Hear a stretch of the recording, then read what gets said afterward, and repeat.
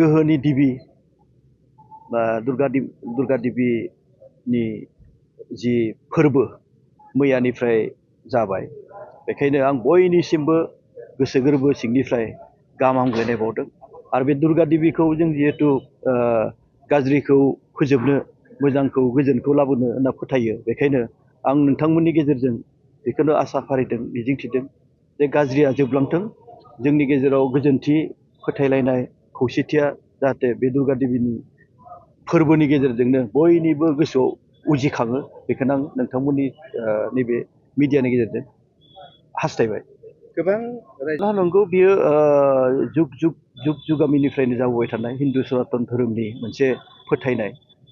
दुर्गा देबि बे समाव फैयो आरो दुर्गा देबिनिखौ लानानै मोनसे फोरबो थासारिया फैयो। आरो बेहाय अबयसे दायो आरो दानि आरो गोदोनि गोबां फारागथिखौ जों नुनो मोनो।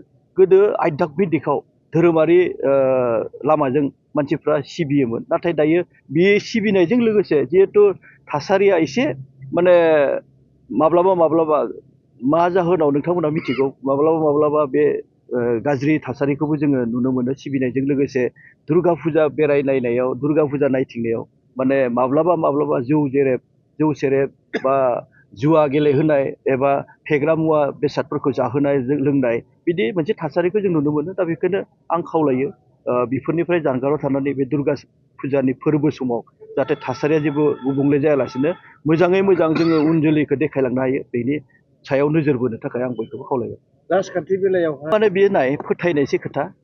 राजखान्थि, रांखान्थि, समाजखान्थि बेजों खोथा गैया। बियो राजखान्थिजों धोरोमा जेबो सोनारलाया।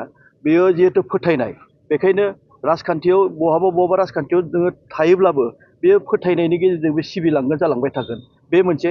आरो समाजखान्थियाथ' बेनो जे गुबुन मोनसे जोङो बेहाय जोंनि अन्तत बे बड'लेण्ड ओनसोलाव माने गुबुन हारि माहारिजों माने एखेलगे थालायनाय हिसाबै दा बे गुबुन हारिनि सिबिनायब्लाबो गुबुन हारियाबो एसे बेहाय माने सरजाबफानो गोनां जायो बा थांफानो गोनां जायो। दा बेखायनो जोङो बेहाय नुनो मोनो जे गुबुन धोरोम, माने धोरोम बा माहारि गासैबो बयबो लोब ओंखारनानै दुर्गा फोरबोनि जिथु थासारि बा बे मोनसे समाव माने बेरायलायनाय, दिन्थिलायनाय, बे मोनसे थासारिया जायो।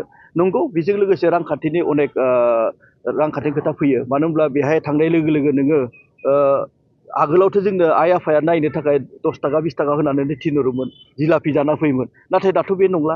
दा थांनाय लोगो लोगो नोङो अन्तत 500 थाखाया नोंहा थांथारो। गथ' गथायनि खोथा थाबाय, नायनायजों लोगोसे जिलापि जाहोनाय, माबा माबि बायनाय।